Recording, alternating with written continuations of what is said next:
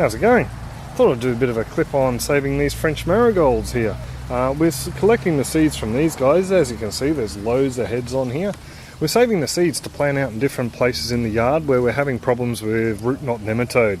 My uncle swears by growing these guys up as a green manure mulch and then digging them through the soil to fumigate it.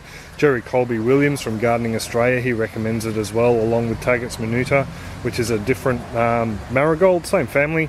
So we're really sort of chuffed that this plant has taken off and provided so many seed heads.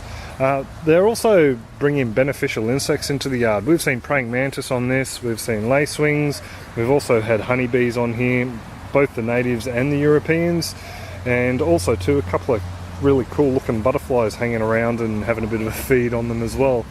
I have read and know of people who plant them all through the yard to deter insects. I've read online that they're pretty good at repelling whiteflies, and also too that they're good at confusing some insects like aphids and the cabbage butterflies. I don't know 100% if that's correct or not, but that's just some things I've read online. I haven't noticed it myself. The cucumbers behind the marigolds here, they've actually been hammered by aphids while this bush has been flowering underneath, so I'm not too sure whether that's works too well for aphids. But anyway, we'll go over now and I'll show you how I'm going to save the seeds for these guys. So I've collected a fair few flower heads here, and I'll just show you how easy it is to collect the seeds.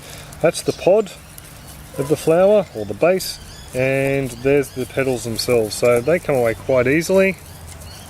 They're not much fuss, just let them go in the wind, and what you're left with is a nice handy little packet of seeds. That's basically it right there, and that's how I've saved them in the past. I just leave them like that and put them in a plastic bag. The seeds themselves are at the end of these little white bits here, so I'll pull them out, and that's the marigold seeds themselves. They come nicely packed in there, like pick-up sticks if you've ever played that game, all nicely packed together, and they blow away very easily on the wind. So I'm actually collecting these guys in this container. It's a bit windy today, so I don't want to put them on a plate. And just to show you how many you get in a little packet, I'm just emptying them all out here in my hand. You get quite a few.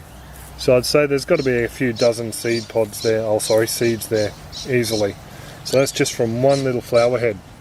So, like I said, an easy way to store these guys without messing around is just pull off any flower heads that might be slightly moist, leave them in their packets and just leave them to dry out a little bit, and then pack them away however you prefer to pack them away: paper, plastic, alfoil, tin foil, however you like to store your seeds. So it's as easy as that. And then if you want to plant them seriously in the garden, just broadcast them like that. That's how I've pretty much all done it. I haven't worried about covering them up at all. I just broadcast them into the garden and away we go. So very easy to plant, very easy to grow, and wherever you have them, you will have them pop up year after year because they will propagate themselves very easily from seed. So there you go, it's as easy as that. Saving marigold seeds. So there's a bit of a quick look at how our marigolds are growing, how I save the seeds and why I'm growing them and how I'm using them in the garden. So if you have any comments, questions, suggestions, just drop them in the comments section below and I'll get back to you. Other than that, have a great one and take it easy. Catch ya.